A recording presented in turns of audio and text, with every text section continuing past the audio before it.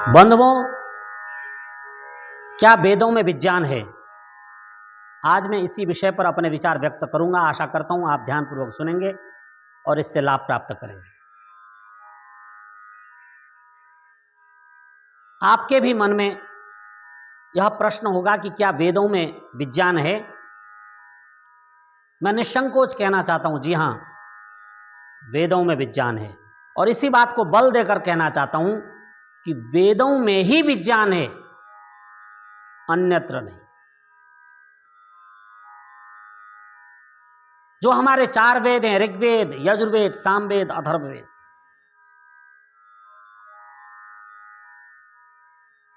ये अपौरुषेय हैं, अर्थात किसी मनुष्य के द्वारा रचे गए नहीं हैं।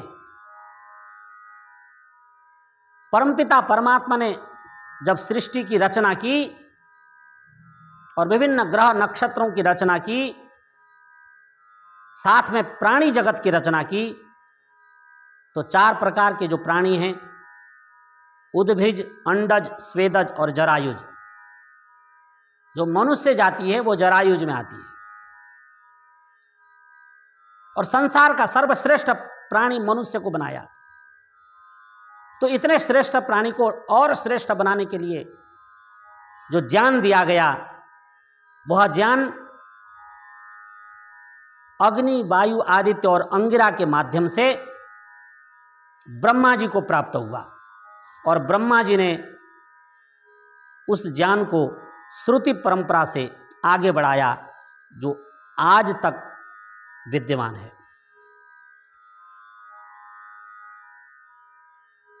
वेदों में जो विज्ञान के सूत्र हैं, वो सिर्फ लिखे हुए नहीं हैं, अपितु ऋषियों ने उसको व्यावहारिक धरातल पर उतारकर उनका विभिन्न क्षेत्रों में प्रयोग किया है।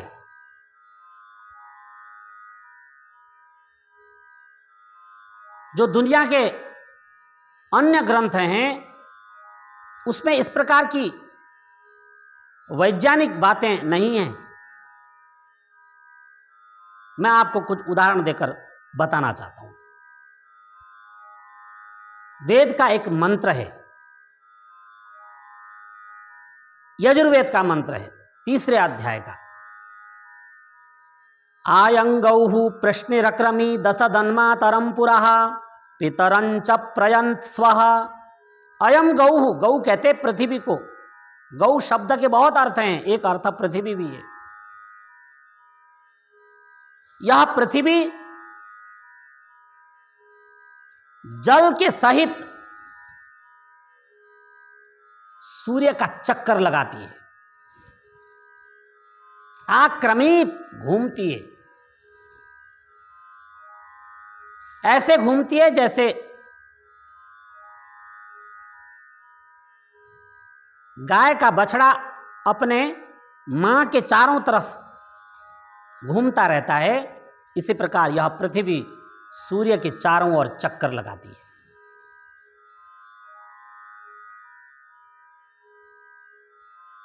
और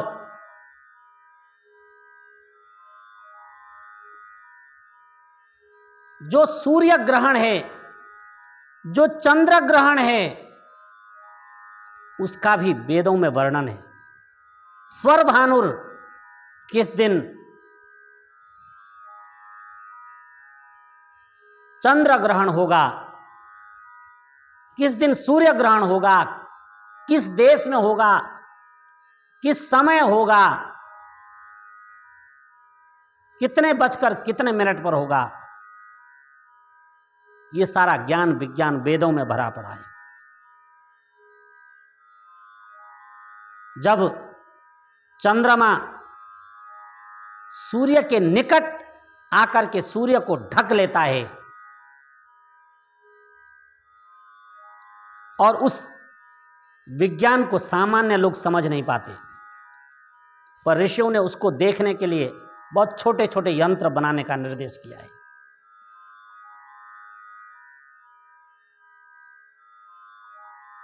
और वेदों में पूरे संसार में जो विभिन्न धातुएं हैं, लोहा है, सोना है, हीरा है, तांबा है, इन धातुओं को कच्चे पदार्थ से निकाल करके पक्का बनाने का निर्देश किया है। इसलिए आप देखते होंगे कि लोहे के खदान में लोहे जैसी मिट्टी मिलती है, सरिया बने हुए नहीं मिलते। उस कच्चे भूरभूरी मिट्टी को ला करके फिर पिघलाया जाता है और पिघला करके विशेष सांचों में डाल करके लोहा बनाया जाता है। हमारे ऋषियों ने ही बताया कि समुद्र से जो दीमक हैं वो जल लाते हैं। इसलिए कहीं जल का पता करना हो जलाशय का, तो जहां दीमक ज्यादा लगा है वहां खुदाई करने पर आपको जलाशय पानी अवश्य प्राप्त होगा। यह सब वेद के मंत्रों में विधिवत निर्देश किया गया है। और इस संसार में हमें क्या करना है, हम किस लिए आए हैं और हमारे जीवन का क्या लक्ष्य है, यह विज्ञान भी वेदों में भरा पड़ा है।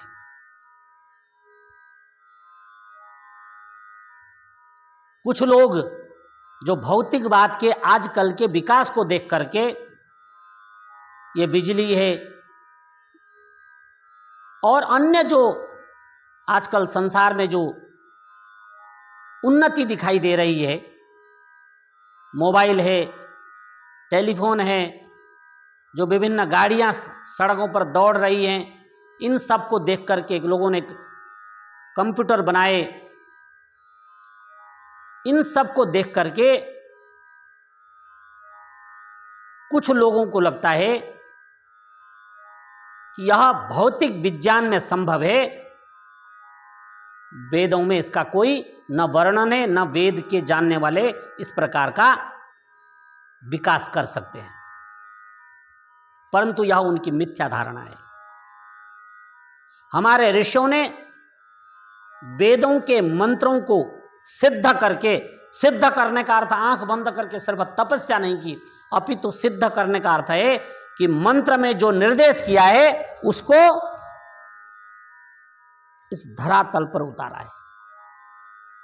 यदि वेदों में विमान बनाने का मंत्र है, सूत्र है, तो विमान बना करके दिखाया है। इसके लिए मैं उदाहरण देना चाहूंगा कि महर्षि विश्वामित्र जो पहले शिल्पीकार हैं, विमान की युक्ति वेदों से उन्होंने निकाली और उन्होंने ही विमान की रचना की। आप सब जानते हैं, जब ये आजकल का विज्ञान नहीं था, तब हमारे पूर्वज पुष्पक विमान में उड़ा करते थे। रावण भी वेद के बहुत बड़े विद्वान थे।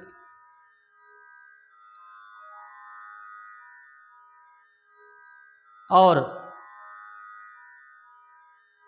सिर्फ विमान ही नहीं, मोबाइल से भी हमारे ऋषि लोग बातचीत किया करते थे। एक देश से दूसरे देश जो उनका संवाद होता था, वो उस समय मोबाइल के द्वारा होता था। परंतु काल चक्र ने बीच में ये विज्ञान को नष्ट होते हुए देखा और फिर काल चक्र ने दोबारा इसी विज्ञान को दिखा दिया है। मैं इतना कहना चाहता हूं, चाहे नौका बनाने का सूत्र हो, चाहे तार विद्या का सूत्र हो, चाहे गणित का सूत्र हो, चाहे औषधि का सूत्र हो, कोई भी ऐसा विषय नहीं है जो वेदों में न हो।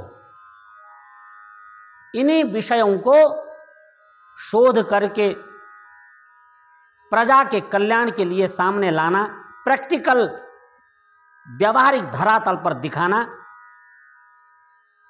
इसे ही विज्ञान कहते हैं, जो हमारे ऋषियों ने पहले किया। भारद्वाज का विमान शास्त्र आप सब जानते हैं, और इस विषय में तो मैं कहना चाहूँगा, राजीव भाई जी को धन्यवाद देना चाहूँगा कि वे कहते हैं कि पहला विमान भारत में बनाया गया जो आधुनिक विज्ञान में, और अंग्रेजों ने उसका फार्मूला प्राप्त किया। और जिन सिद्धांतों को आधुनिक विज्ञान हमने बनाया बोलकर दावे कर रहे हैं, चाहे वह गुरुत्वाकर्षण का सिद्धांत हो न्यूटन का, चाहे चार्ल्स डार्विन का विकासवाद का सिद्धांत हो, ये सब हमारे वेदों में पहले से ही विद्यमान है।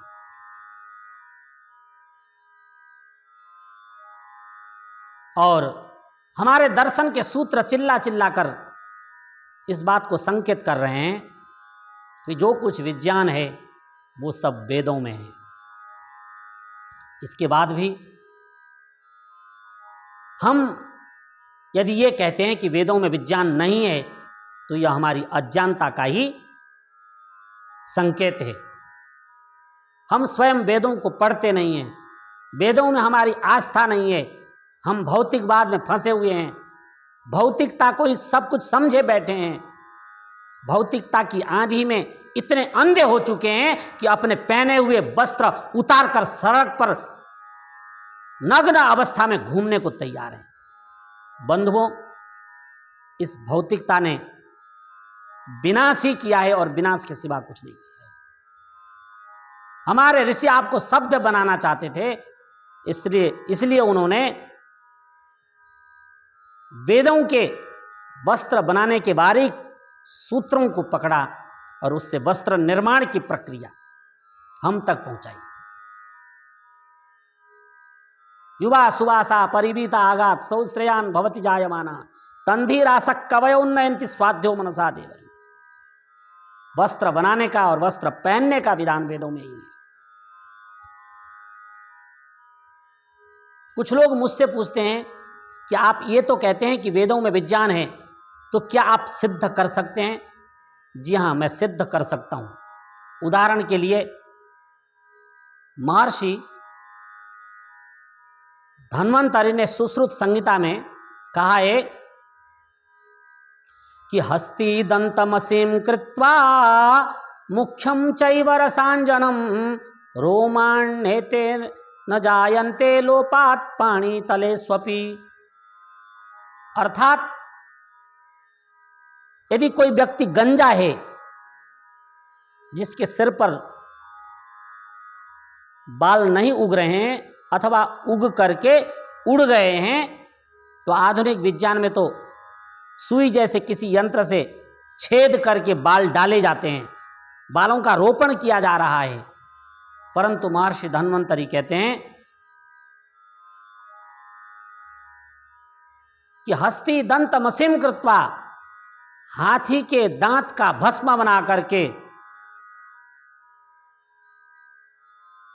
और रसों के साथ मिला करके गंजे स्थान पर लगा दिया जाए